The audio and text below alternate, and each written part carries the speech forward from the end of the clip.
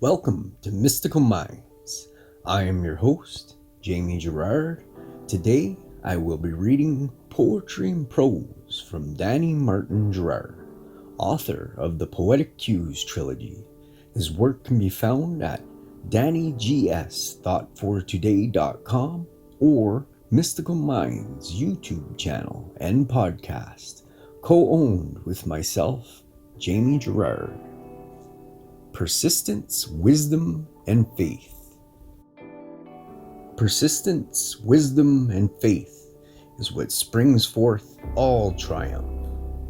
Without persistence, the battle will wear you down incessantly.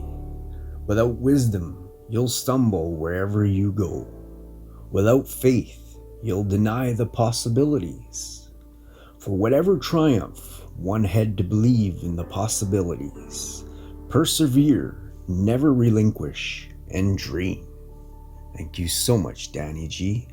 That was powerful. I believe this with all my soul. You have to persevere. You have to keep going. If you really want something and you believe that it's what you truly, truly want and you love, you'll always overcome.